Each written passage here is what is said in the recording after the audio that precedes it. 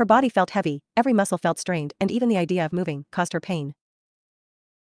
Her sheets were soaked through, but she was freezing, and the splitting headache caused a ringing in her ears. None of that compared to what she saw in her sleep. For years, Enko hated no one more than she hated her sensei. She detested everything about the woman, the embodiment of everything evil about their world. Now, she simply wanted to kill herself as the 2 years of missing memory returned. She was there, by her side, taking part in the experiments, the torture, and the needless bloodletting. If Orochimaru told her to burn down a village, Enko would do it because her sensei told her to. It was just that simply, her obedience was just that unthinking, reflexive even. Even when she had misgivings, even when the things she did made her sick, she tried to hide it from Orochimaru. Enko never wanted her to think her apprentice couldn't keep up, didn't have the stomach for what was asked of her. But she did eventually reach her limit. When asked to prepare a small child for an experiment, Enko broke down. She became a quivering mass and struggled to get out apologies in between her sobs. Orochimaru smiled and patted the girl on her head, telling her she didn't have to do it. The next day, Enko received the cursed mark and remembered nothing else until she was found by a Konoha strike team some time later. She hated herself. Hated what she did. Hated why she did it. A small part of her even hated that her devotion wasn't appreciated but considered a detrimental feature. All she did to please that woman, and she didn't even care. Enko became a monster for a monster and was abandoned because of it. It was distressing how much that realization hurt, that it was all for nothing. That Orochimaru valued someone so unlike her in the red-haired Uzumaki but disdained Enko. It was a sad joke, she was a sad joke, a perfect intersection of tragedy and farce. Not good enough to be her student. Not debased enough to be her disciple. Not even worthy of killing. Just some toy Orochimaru tired of playing with and then abandoned. Throughout her emotional turmoil, she wasn't unaware that someone was in, she assumed, her apartment. She simply was in too much pain to care. Besides, she knew who it was and wanted to prolong the hateful bitch's gloating. Are you going to pretend to be asleep for much longer, Enko-chan? I'd hoped you'd leave if I did. Enko said, forcing herself to sit upright against her headboard. Her bedroom was pretty basic, containing her bed draped in dark purple sheets, a metal and glass-top nightstand to her left and a chest of drawers on the right wall. Orochimaru was sitting at the end of her bed, keeping a keen eye on her former apprentice. So, is this your final joke? Let me hate you for years and then reveal I'm just like you. Enko spat, tired of the woman watching her so intently. If you've gotten your memories back, you know you aren't just like me. You were a little girl trying to please her sensei. I still did those things. Doesn't matter why, I did them. I'm no better than you, and these people had reason to hate and reject me.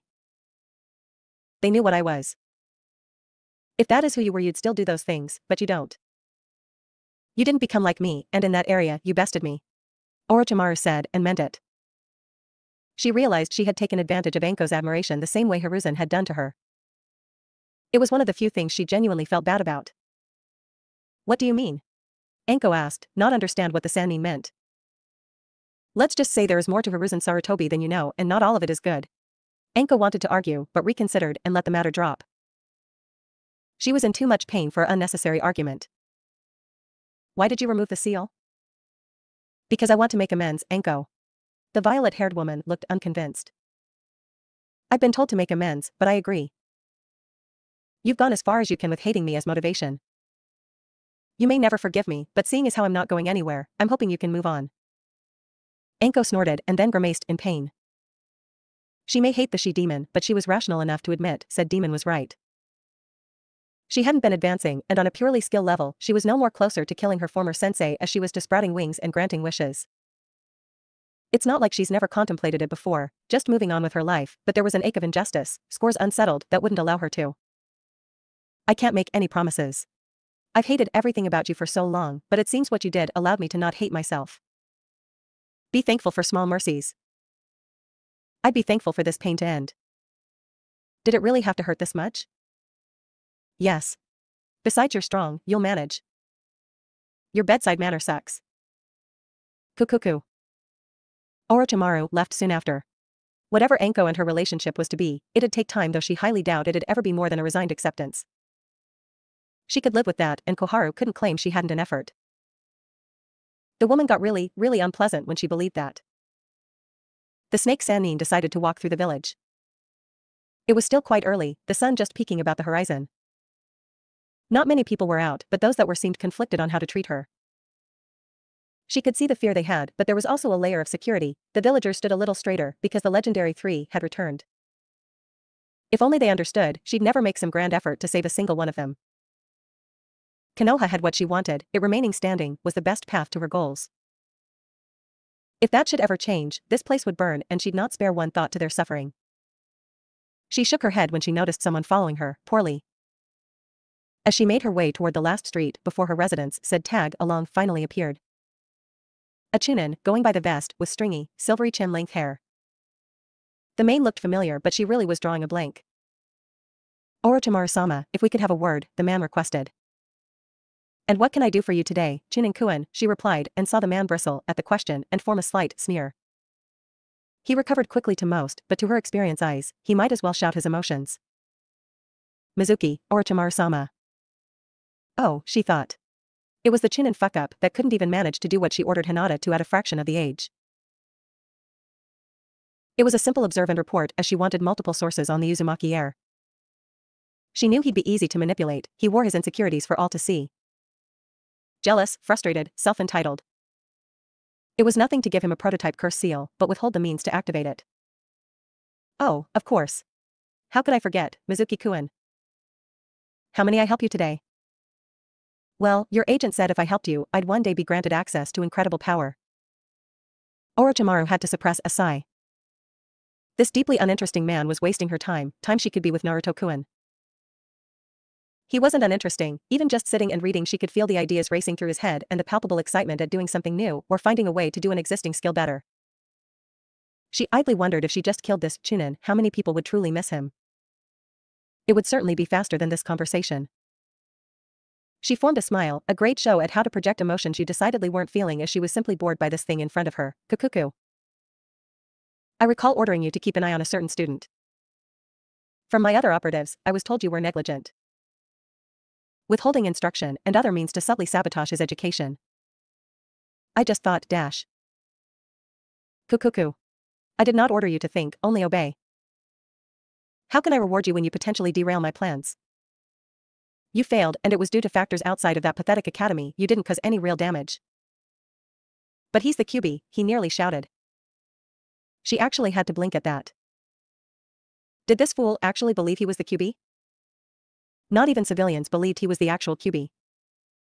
This conversation just got too stupid for her to devote any further attention to. That's idiocy, and even if he were, I ordered you to chart his progress and report to me.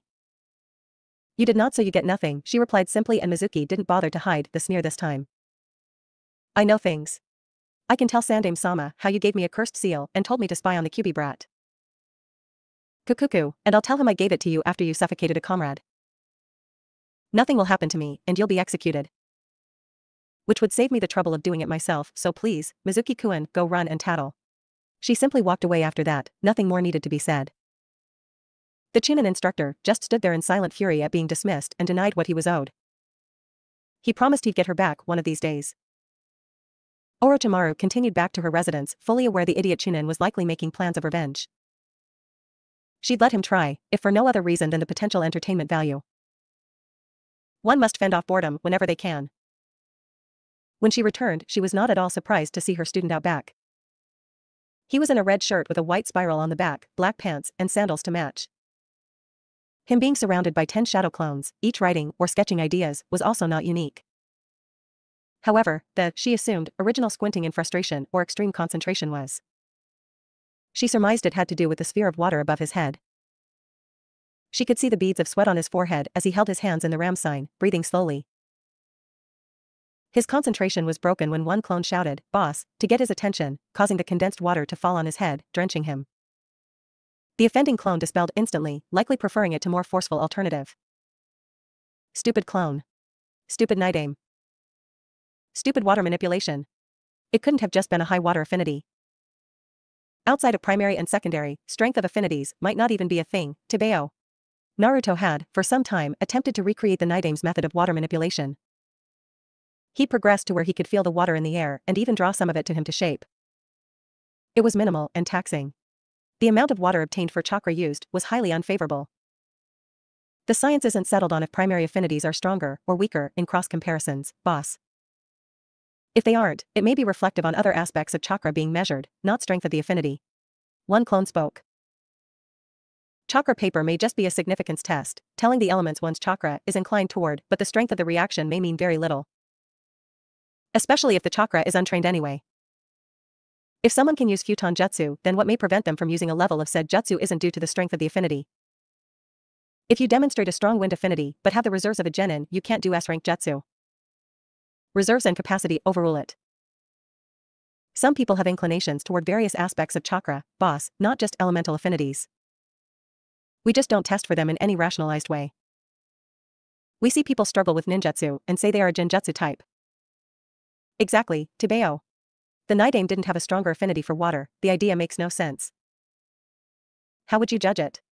If we say it's because of how he wielded it in battle, that's improper methodology. The reason is circular. We know the Nidaime had a strong water affinity because he had a strong water affinity.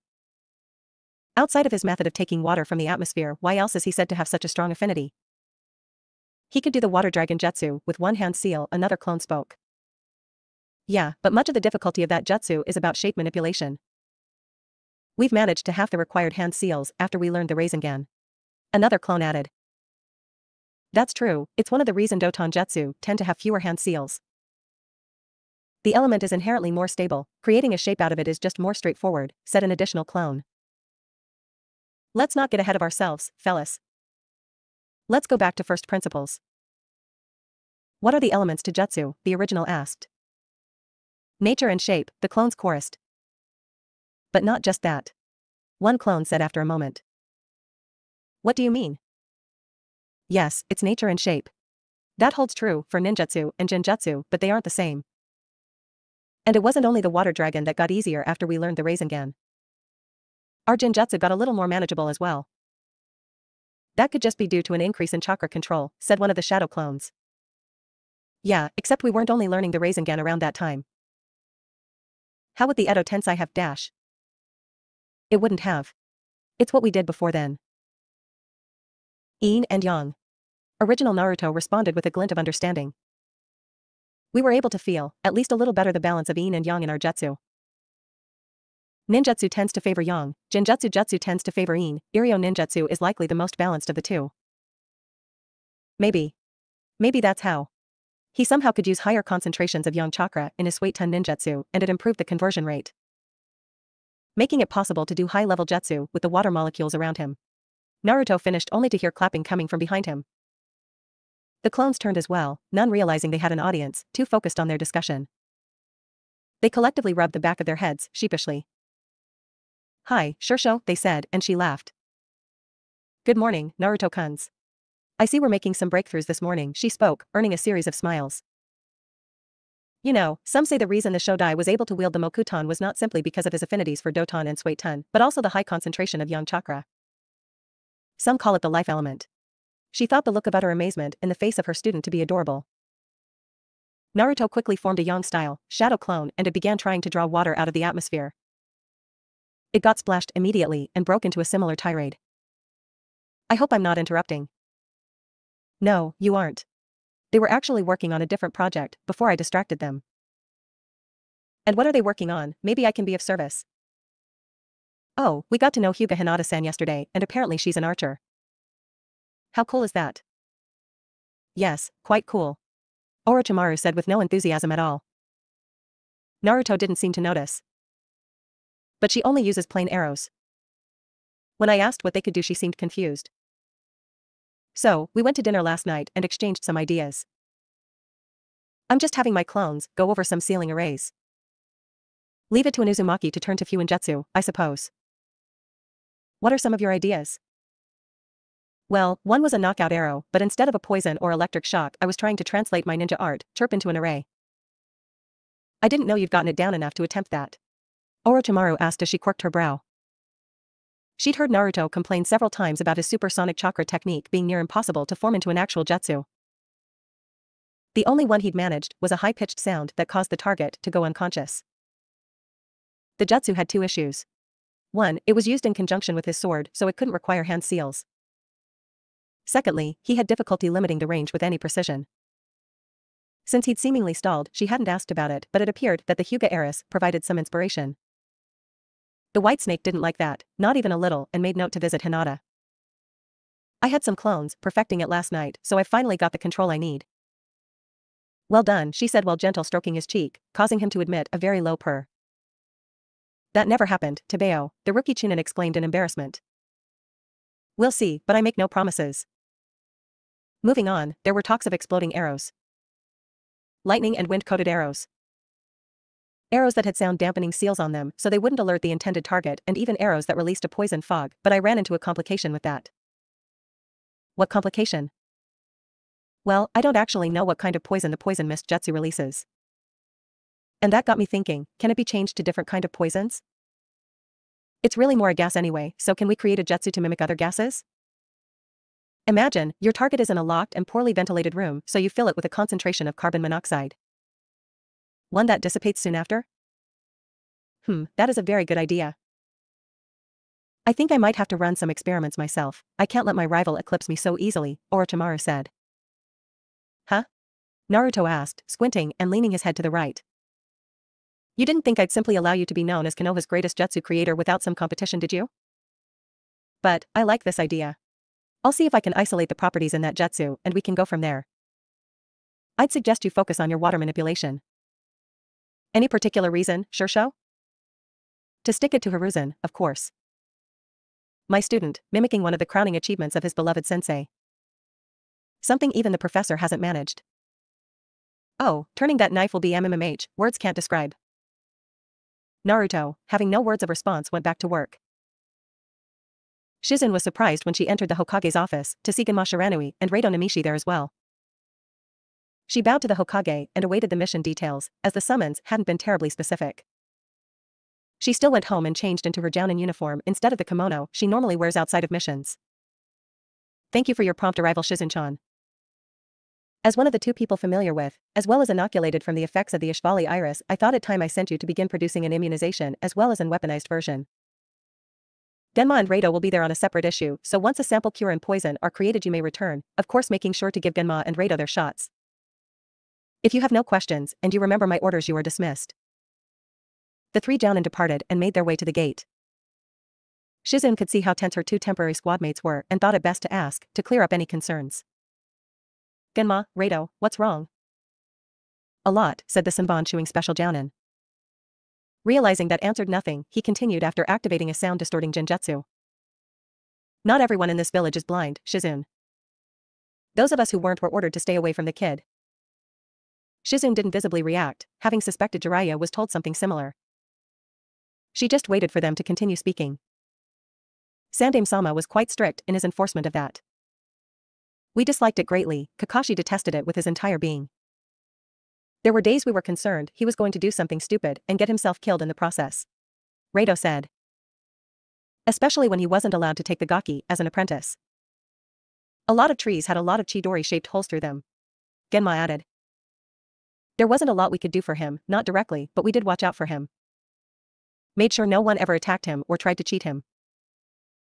The few times he had to go to the hospital we'd check to make sure he was being treated fairly, spoke Reito, and seeing Shizen's dark look, reassured her.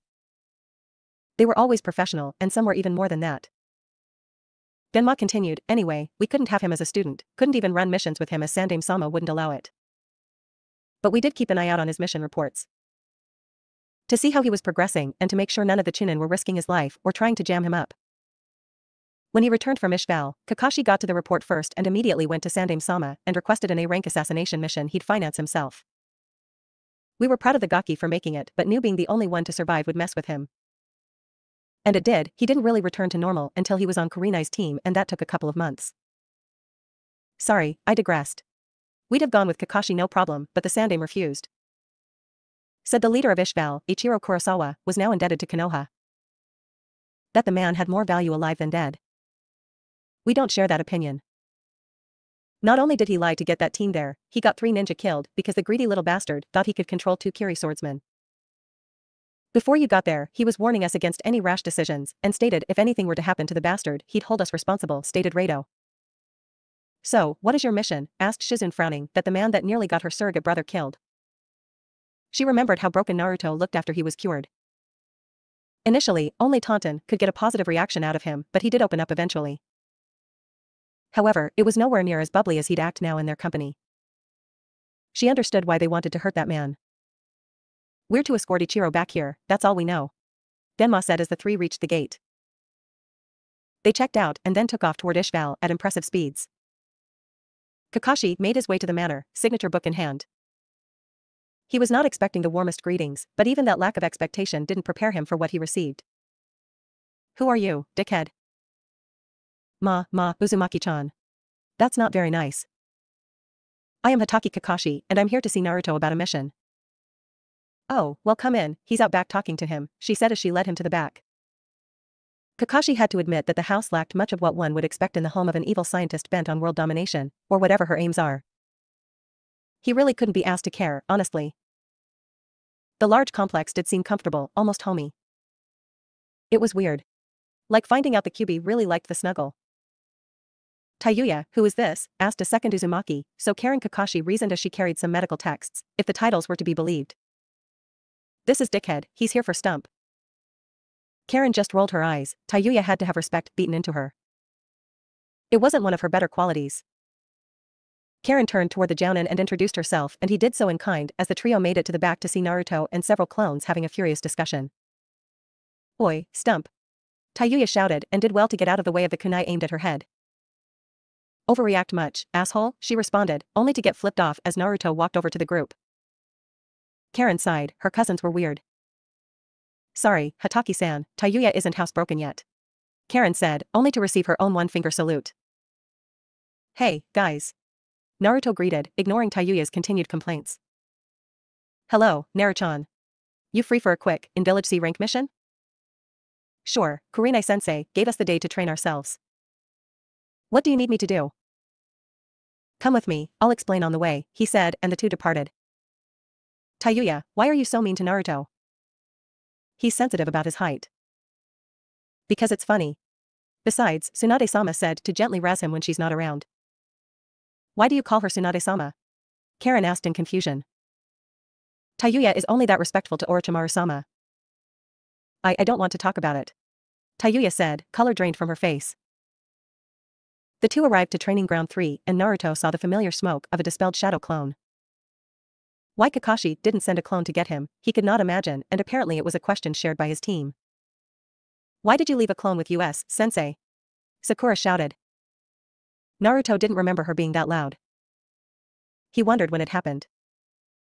I just like him more is all." "No big deal." Kakashi responded while his students and an Inuzuka puppy face vaulted into the ground. "Too honest, sensei, much too honest," Kiba said. "Don't ask questions you don't want the answers to. Think of this as a life lesson. Now, today, Sakura, Kiba, and Akamaru, you'll be with me." The team was entirely too straightforward in your approach to yesterday's drill. That kind of behavior is dangerous, so we'll be doing some exercises to expand your creativity and tactics. What about Sasuke-kun? He will get some tutoring in ninjutsu from Naruto here. Sasuke looked both interested and confused. "You're the copy ninja, why can't you teach me ninjutsu?" "That's a really good question, Sasuke. See, as your Jounin sensei, I teach you what I think you need to know to survive, not what you want to know. If you want additional lessons, then we have other resources." Naruto here has paid for multiple C-rank missions to receive private lessons from one of the village's experts. Didn't much help with his right ton, though. Kakashi answered smiling at Naruto near the end of his statement. "Oi, when you get some free time I want to spar. I'll show you a right jutsu, Tebeo." "I look forward to it. Now, Kiba, Sakura with me." "You too, have fun." Naruto waited for the other members of Team 7 to depart before he spoke to Sasuke. "Is there a body of water near here?" "We'll be focusing on Katan." Sasuke nodded and started to walk in the direction of a pond. "Why Katan?" "My primary is Raiton and word has it you can use every element." "Word has it? Tapped into the rumor mill, Sasuke-san?" "My Kunoichi teammate is. It's 99% annoying, but this once was approaching useful." "You also didn't answer my question." "Oh, that's simple, Kakashi paid for the lesson and requested I focus on your fire jutsu. Also, given what I'll be teaching you, it works better if you have a few jutsu known already." "Aren't you teaching me jutsu?" Sasuke asked in confusion. "No. Well, maybe. Kakashi left that up to my discretion. Then what is the point of this? Naruto could hear the annoyance in his voice and sighed a little. A solo C rank isn't bad money, but he wished Sasuke could just be a little patient. It's the difference between teaching you a recipe and teaching you how to cook. Sasuke didn't hide the confusion. If I give you a recipe, you know how to do that recipe. If I teach you the individual skills that go into cooking, then you can do a lot more. Naruto's metaphor wasn't helping. Okay, let's try a different track. I can draw my sword from the side or overhead from my back, perfectly. It never catches, it is always smooth. Does that make me a master swordsman? No, of course not. Then why is it if someone can execute a single jutsu in a similar fashion repeatedly, are they a master of that jutsu? I never really thought about it. Almost no one does. I'm not going to just teach you a jutsu, I'm going to teach you an approach to jutsu so you get more out of them. One jutsu that can do 3 things is better than 3 jutsu that do 1 thing. Naruto said as the pair reached the pond. Now, I understand you favor the great fireball jutsu, right? Sasuke nodded, so he continued, how many people have you managed to actually hit with it? Not many. Sasuke admitted, reluctantly. Understandable, it's powerful for a C-rank jutsu, but unless the enemy is immobile, it can be avoided.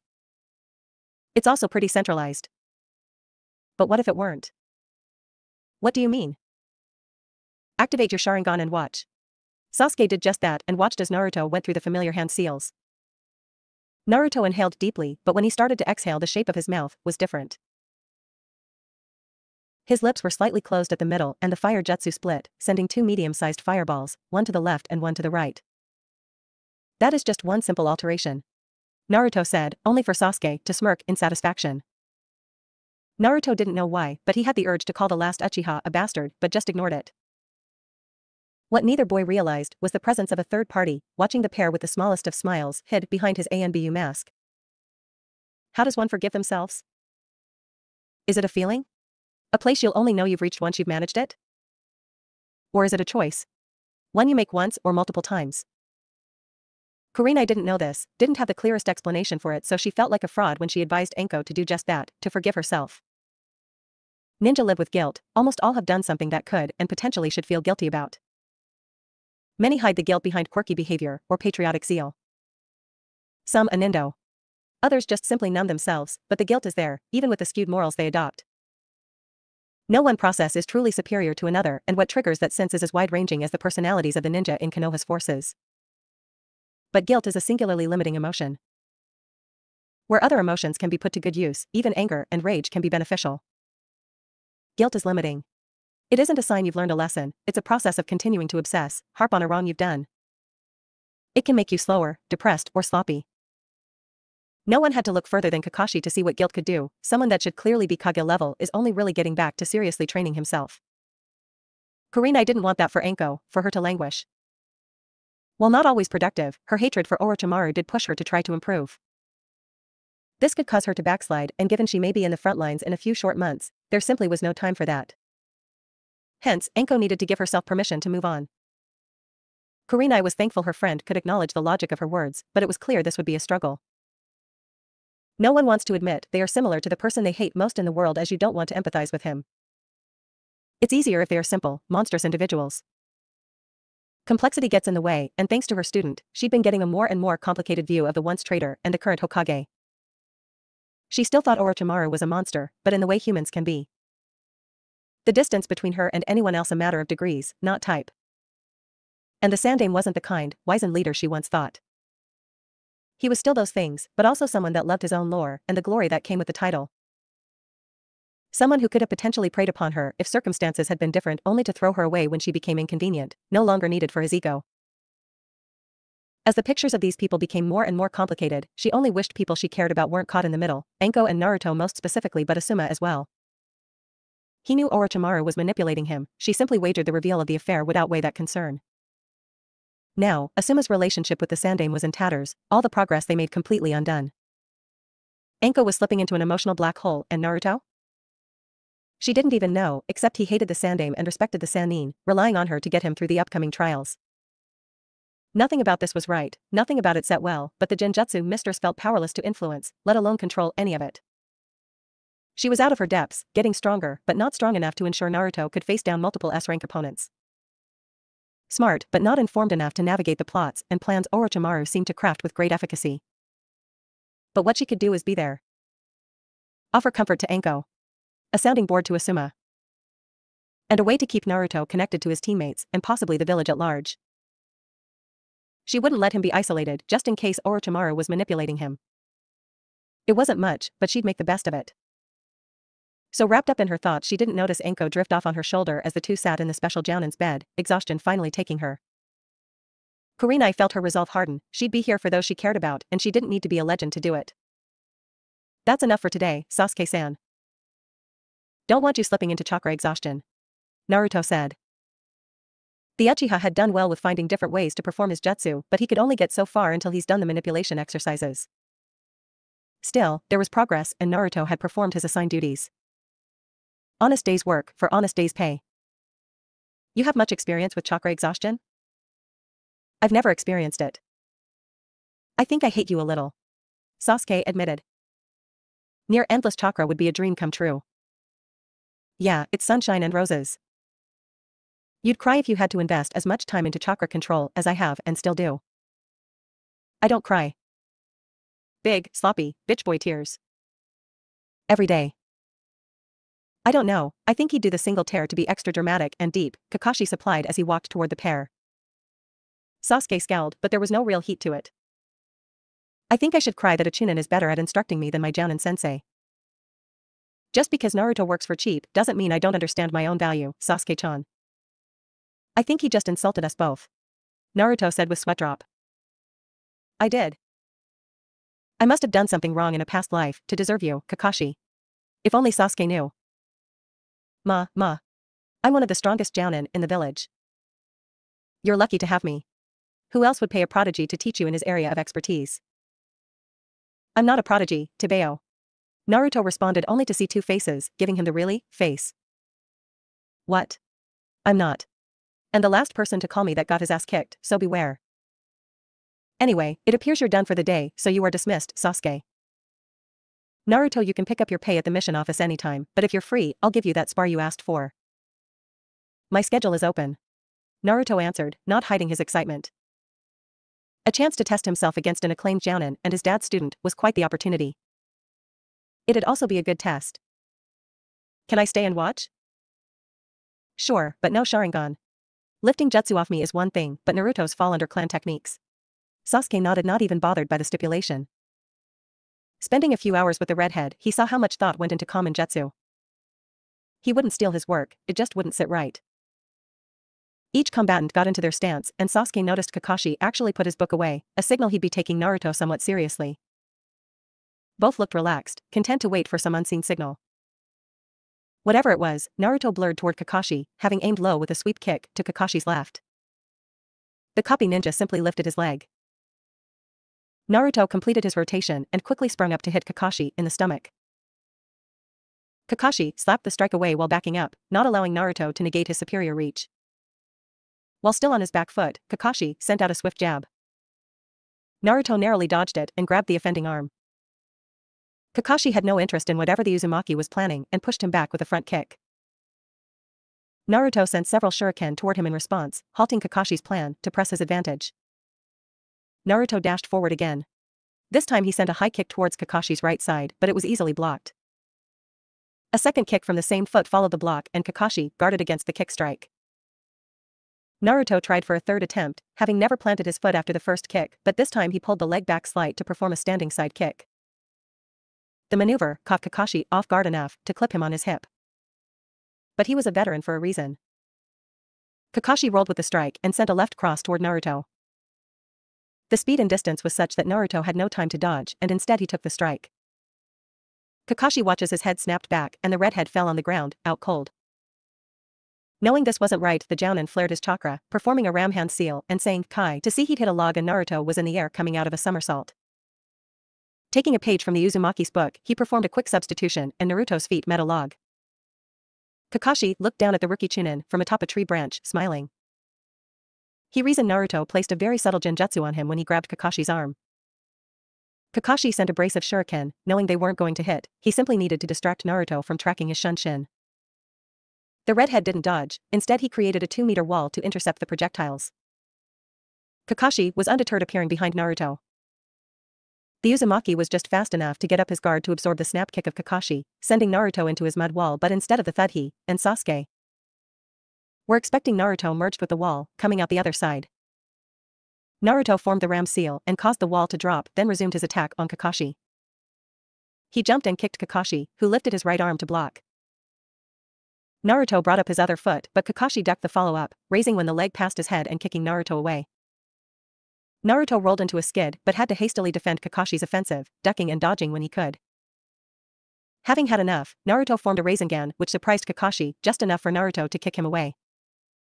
The power behind the blow impressed the cyclopic Jounin. And here, I thought I was going to have to warn you about using that against a comrade. To have the chakra to waste on using the Rasengan as a feint, it must be nice. It has its advantages. For instance, Naruto didn't finish, instead speedily performed a series of hand seals and thought wind-style, gale bullets. The technique, similar to wind bullets in that compressed air, is formed into a shell. However, the shell isn't as stable and this jutsu doesn't have the piercing power. In exchange, when the constructs meet resistance, they unleash the stored wind chakra and a high amount of concussive force. Kakashi simply assumed it was the wind bullet and dodged them, only to be jettisoned toward the water by the gale force winds. He wasted no time performing the water-style, water dragon jutsu once he landed, causing Naruto to put up another mud wall. From behind the mud wall emerged 3 Naruto clones, each moving at top speed to attack Kakashi. The Jounin the charge, fending off the clones, but paying attention to the real Naruto's location. He watched his sensei's son join them on the water but kept his distance, instead forming a long chain of hand seals, 22 by his estimate. Kakashi had no intention of waiting to see what was about to happen and quickly dispelled the clones with retrieved kunai and rushed toward the original. He almost made it, but Naruto finished the seal chain in time and Kakashi's charge was halted by a tentacle grabbing his left ankle. It was soon joined by 3 more, each grabbing a limb, and before Kakashi knew it he was pulled under the water. That was Naruto's strongest Suiton jutsu, water-style, release the Kraken jutsu. Once Naruto learned that some Kiri shinobi were able to form semi-autonomous water constructs, and the Night Aim was able to form an exploding water dragon, he dedicated a far amount of clones to accomplishing the task. While he couldn't do it out of a body of water, he found forming something in water was a manageable task. It still took him 4 months to get a even quasi-workable version down, but he's improved a lot since then. He was only 10 at the time. Kakashi was both impressed and amused at the large, mythical, yellow-eyed squid that was dragging him toward the bottom of the lake. It was really quite fearsome and was putting on the squeeze as it attempted to for Kakashi to take in water. Naruto was giving him a decent workout, but if he let this drag on too much longer the Uzumaki might get the wrong message. Kakashi channeled a fair bit of right ton chakra through his body, destabilizing the jutsu and propelled himself back to the surface. Naruto saw the Jounin returned and noticed his eye was uncovered. Really, using the Sharingan against a Chunin? Naruto asked and Kakashi just shrugged, completely shameless in his overreaction. Naruto braced himself, knowing things were about to get a lot more difficult. This is so embarrassing. Naruto grumbled from the back of Kakashi. He'd been correct, things did become more difficult in that almost everything he tried was neutralized or countered and he got his ass handed to him. Admittedly, not that surprising as Orochimaru does it constantly as well, but at least she leaves him his dignity. And he was too tired to even fight him on it. I couldn't just leave you in the field. I might have preferred it. Besides, didn't you go a little hard on me? You could handle it. Clearly, I didn't push you hard enough if you didn't use any Fuin or Kenjutsu. Besides, you needed to learn that the little brother can't beat the big brother. Law of nature. Well, thanks for that, Nisama. Naruto said with an eye roll. Listen, Naruto dash. I know the old man ordered you to stay away from me. Jiraiya said as much. I don't blame you or anything. I appreciate that, but I should have done more. No sense dwelling on it now, besides I'm still here though if you're just going to beat me down and force piggyback rides on me, I might have to defect, to Bayo. Well, it's lucky for me, I'm quite the gifted tracker. Kakashi said before knocking on the door. They didn't have to wait long for the exact last person Naruto wanted to see him like this. Kukuku, long day? Naruto had never felt so lame. We had a spar and I pushed him a little hard as all. He might need some help. No, I don't, just put me down. He'd crawl, roll or do the freaking worm, but he was not letting Orochimaru carry him. Unfortunately, his body couldn't obey his command to protest vehemently and he found himself in the Sannin's grasp. He had a new appreciation for how sacks of potatoes felt. I thank you, Kakashi. No problem. Naruto, I'll be in touch. Kakashi couldn't hear his response, but it sounded a lot like ducking traitor. He departed and left Naruto with his humiliation, as a good older brother should. Orochimaru walked through the door, ignoring Naruto's assurances that he could walk. If he could move he'd have done so, but Kakashi had managed to push him near physical exhaustion. Impressive given his stamina, but Kakashi's years of experience would aid in negating that advantage. As she made her way to Naruto's temporary room, he finally said something that made her pay attention. Are you alright, Shursho? I'm fine, why do you ask? Something seemed to be bothering you this morning, but I didn't want to pry. That surprised her as he hadn't let on he suspected anything. Seeing no reason to lie she responded. I removed Anko's cursed seal last night and stay with her. It was at the behest of Koharu, an attempt to make amends. I don't know what will come of it. Oh, maybe it'll work out and you two can reconcile. I can appreciate your optimism, but I doubt it. Could you forgive Sensei? I don't know. When I think about all he's done, I can understand a lot of it, but what hurt the most was his refusal to trust me. If he'd explained everything we could have worked something out, but he chose not to, and when things started changing between us. When the things that should have earned his acknowledgement were essentially ignored, I had no way to understand it. I wondered if it was my fault or if he never really cared, and that's when I started to hate him. The hiding my lineage, the taking from my inheritance, were betrayals, but it only added to what I was already feeling. Could he make it up to you? I can't say. If he'd admitted to everything before he was forced to. If he didn't do things to still try to save face, like telling the ninja forces the removal of the Uzumaki swirl was because the clan was becoming official within the village, then maybe. But he still values his own power and reputation too much. I believe he's sorry, but it wasn't enough to make him change, and now that he's been forced to, anything he does after that is tainted. On the other hand, I know what's like for people to hold something against me with no way to make it up. Even if I didn't know what I had done, so I wouldn't rule out ever forgiving him in the future, but I'm not there yet. Interesting. I wouldn't hold out much hope for Anko then. I don't think she's as forgiving as you, and I did something similar. Maybe, maybe not, but sometimes it only takes a really small gesture. Naruto said and was grateful Orochimaru didn't try anything weird like tucking him in, though she did seem lost in her thoughts. He did mean what he said, as angry as he was with the old man, those early years of his, the craving for absolution, he knows how heavy that weight can be. It took Bagheera a long time to convince him he truly didn't deserve it, but counseled his summoner to always remember the feeling. Holding people responsible is one thing, but holding grudges is something else, and those lines can blur in an instant. Orochimaru had thought about Naruto's words. She very rarely cared about who she'd wronged in her life, but Anko was an exception, especially when she realized how she was mimicking her own sensei. The curse seal was supposed to help her, make her stronger, while taking away her memories so she couldn't be held responsible for anything she was ordered to do. That didn't pan out, but maybe there was something she could do for her former student once the AIM invasion was over and the Akatsuki were gone. One small gesture? What could it hurt?